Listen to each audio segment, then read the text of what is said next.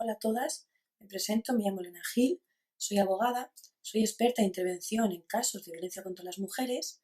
Actualmente trabajo acompañando y asesorando a mujeres que sufren o han sufrido violencia machista y especialmente trabajo con mujeres que son o han sido prostituidas. También formo parte de ULEAC, una asociación que lucha para erradicar todas las formas de violencia sexista que se van reproduciendo en nuestra sociedad. Mi ponencia se titula Stiltzing, un delito contra la libertad e indemnidad sexual. Cuando hablamos de los delitos contra la libertad e indemnidad sexual, nos vienen a la cabeza los más conocidos, que son la violación o la agresión sexual en grupo, las conocidas manadas. Lo que ocurre es que realmente abarca mucho más. Estaríamos hablando de los abusos sexuales, de la agresión sexual, del exhibicionismo, el acoso sexual, la explotación sexual también y la corrupción de menores.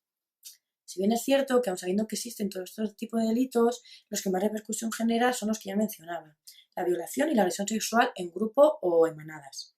Es lógico pensar que esto sea así por la propia gravedad de los hechos que estos tienen, pero sobre todo por la mediatización en la que se ven siempre envueltos. Lo que ocurre con esto es que se crea la falsa creencia, ¿no?, de que los delitos de índole sexual son cometidos por personas que son ajenas al círculo de la víctima, cuando esto no es real, ya que la mayoría de delitos los cometen personas que están relacionadas con la víctima. Pueden ser sus amigos, conocidos, familiares, incluso parejas o exparejas. Es en los abusos sexuales o en agresiones sexuales en el entorno de la pareja, ya sea sentimental o solo sexual, en la que se centra esta ponencia, ¿no? En analizar lo que es el Stiltzing. Entonces, ¿qué es el Stiltzing?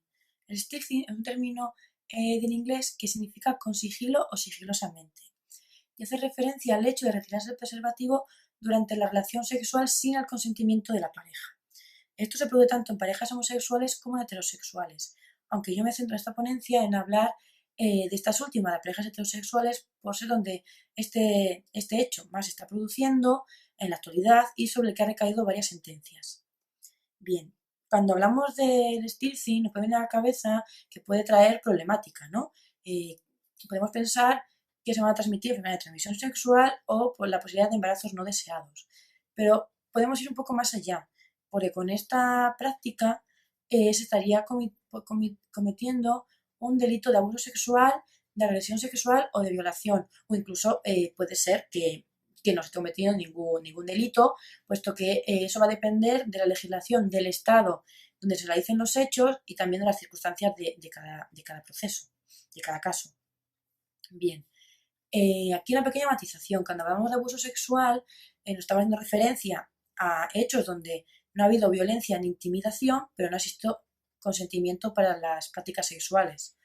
En el caso de la agresión sexual, aquí sí ha habido violencia o intimidación y tampoco ha habido consentimiento.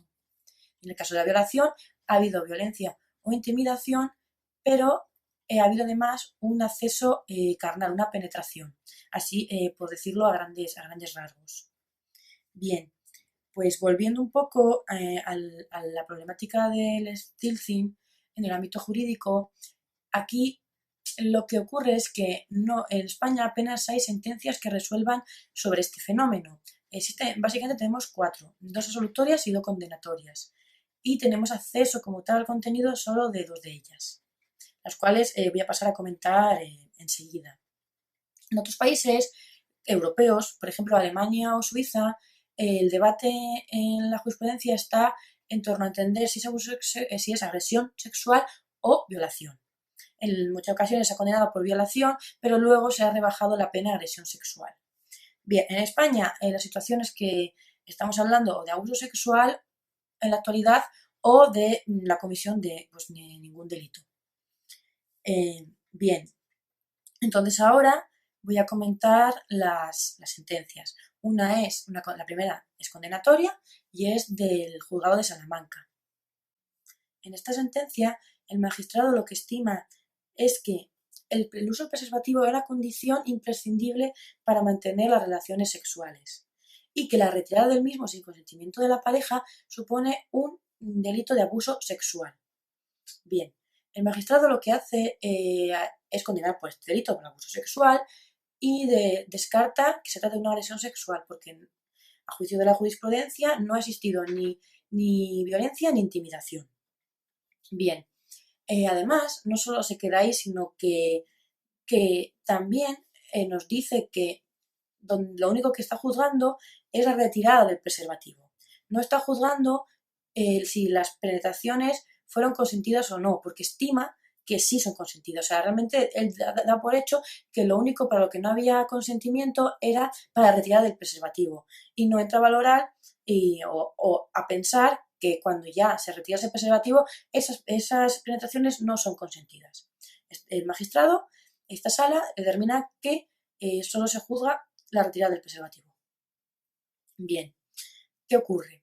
Que tenemos otra sentencia que es de carácter absolutoria, en la que aquí el magistrado que determina que el preservativo no era una condición imprescindible para mantener relaciones sexuales, sino que aunque la víctima le da el preservativo al hombre, a su pareja sexual, y él se lo pone y después se lo quita, eso no es suficiente para entender que era imprescindible el uso del preservativo. Entonces aquí lo que se hace es absolver al acusado.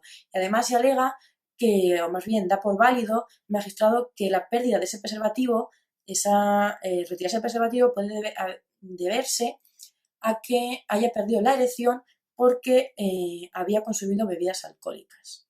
En definitiva, ya como modo de conclusión en este apartado, tenemos la sentencia, una condenatoria y otra absolutoria, que son totalmente contrapuestas, lo que nos lleva a pensar que no sabemos a qué nos podemos atener, porque pasamos de acusarle de abuso sexual, de condenar por abuso sexual, a no condenar por ningún delito. Entonces lo que se crea realmente es una inseguridad para las mujeres que quieren denunciar estos hechos.